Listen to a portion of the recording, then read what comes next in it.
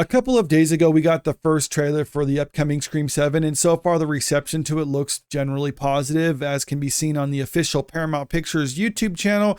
As of time of recording, it's currently sitting at 109,000 likes to 7.9 thousand dislikes.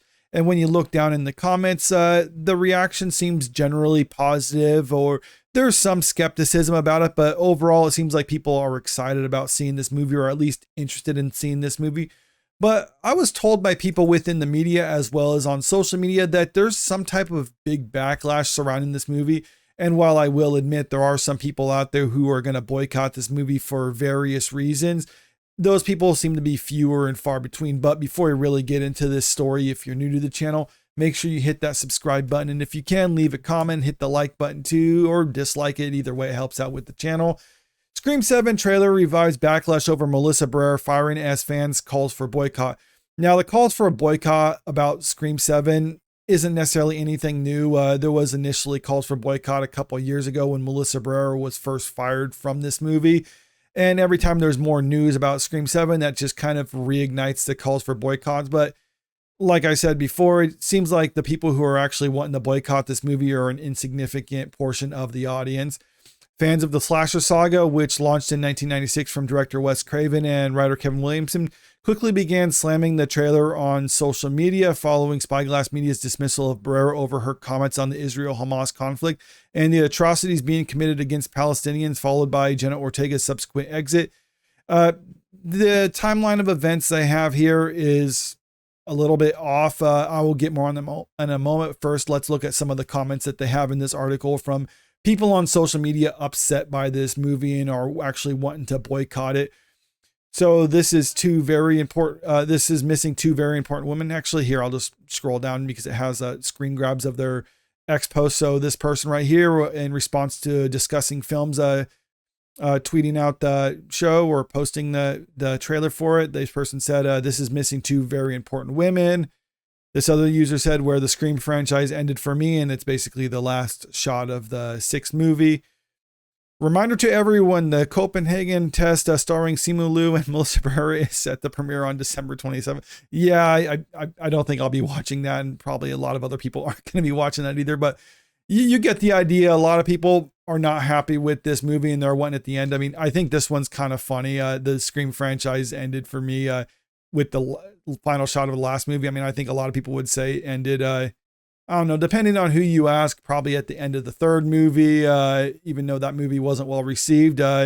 Maybe some people say the fourth movie. There's definitely kind of a generational divide when it comes to the fan base of the Scream movies. It could either be the Gen X and older millennial types who seem to like the original ones with Wes Craven at the helm. It really does come across as maybe like the Zoomers and Gen Alpha, maybe some of the younger millennial types who really enjoyed the latter two movies, number 5 and 6, that were starring Melissa Barrera and Jenna Ortega.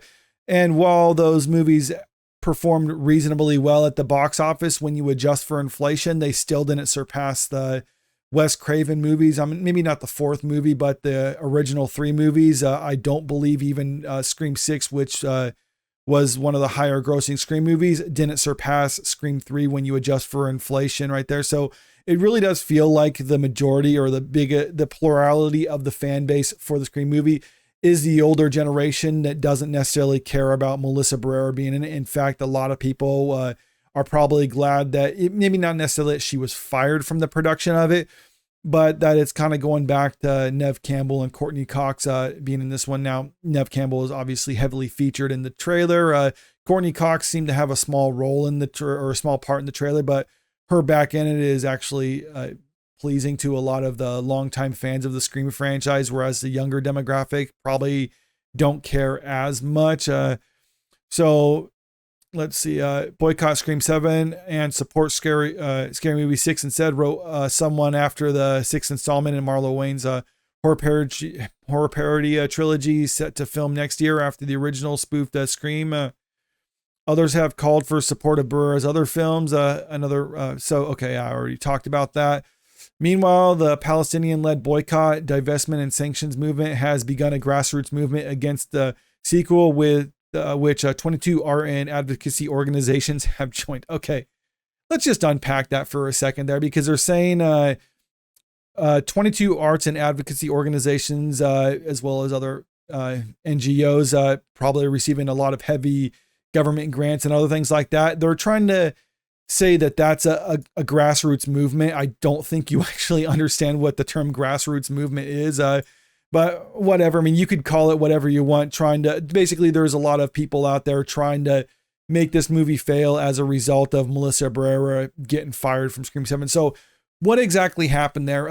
They kind of touched on in the article, and it talks about it here, but just to kind of quick and dirty, because I've already made a number of videos talking about this. You can go back on my channel and check those out yourself. I mean, dating back to when Melissa Barrera initially got fired. But basically what happened is she made some posts on social media that the people at the company, Spyglass, interpreted as being anti-Semitic, and they fired her as a result of all this. Now, were those posts anti-Semitic? It's definitely up for a matter of opinion. I personally don't think it was necessarily as bad. I mean, it wasn't necessarily the best thing to say at the time that she said it, but firing her over that, maybe it's a little bit of a stretch. But really what ultimately happened is Jenna Ortega, basically her and Melissa Barrera had contracts only for 2 movies. After those 2 movies were up, they were negotiating with both actresses in order to try to renew them for future movies, which would have been Scream 7. Melissa Barrera had her contract renewed first before she made those comments on social media. Then Jenna Ortega, not wanting to actually be in the Scream movies anymore because she wanted to focus on other things, particularly the show Wednesday, which she's now a producer on. That was something that she cared more about. She wanted to leave and do other things. So basically she just made a huge demand by saying like, I forget the exact number, but it was like, you have to give me X amount of millions of dollars and other things like that, knowing that the studio wasn't going to do it. But basically like, I don't want to be in this movie anymore. I don't want to be in this franchise anymore. So I'm just going to name a ridiculous price. If they give it to me, cool, then I'll sign on for that. But if not, then I can walk away and do my own thing. So with Jenna Ortega basically out of the picture because the studio wasn't going to basically give her those huge demands, well, then the studio was left with like, okay, well, we're planning on the story continuing of the Carpenter sisters in the Scream 7. Jenna Ortega's out. So can we do something with just Melissa Barrera? So they're working with writers, trying to figure out how they can actually craft the story just around her without Jenna Ortega. They couldn't come up with anything.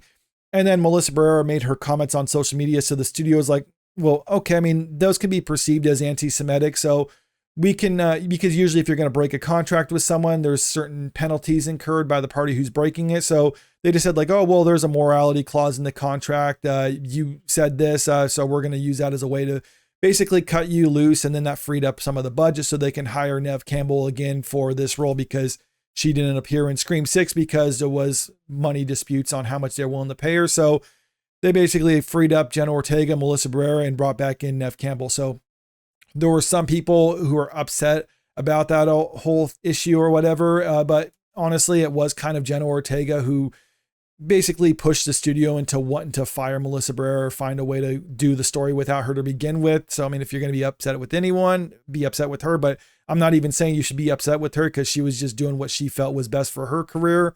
And the studio was just kind of doing the same thing as Jenna Ortega in this matter. They're doing what they thought was best for themselves as a company. And as a result, Neve Campbell's back in the picture.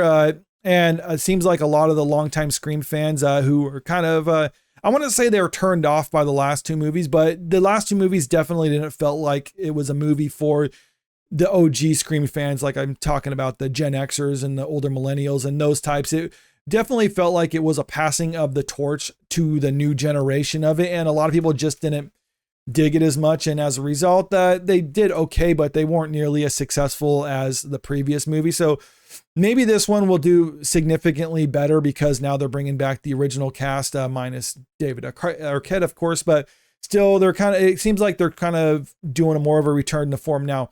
Whether or not the movie will be successful remains to be seen. As I said before, it does feel like the reception to the trailer was generally positive. And people are interested in seeing what actually happens with the character of Sidney Prescott. So I don't know. I mean, it might actually be successful again and might do better than the last couple of movies. But if it does fail, I don't think it would be because of the boycott, because I think if the boycott was going to have any action on the final results of this movie, I think we would have seen some semblance of that right now, but like I said at the start of the video, the reaction to the trailer seemed to be generally positive. So it does feel like the people who are calling to boycott the movie because of Melissa Barrera firing are such a minority portion of the audience that it really isn't going to matter one way, shape, or form in the grand scheme of things. But let me know what you think about this in the comment section below. Also, if you haven't already, make sure you hit that subscribe button if you want to stay up to date with the latest entertainment news. And don't forget to hit the like button and share the video out there because it helps out with the channel. Thank you.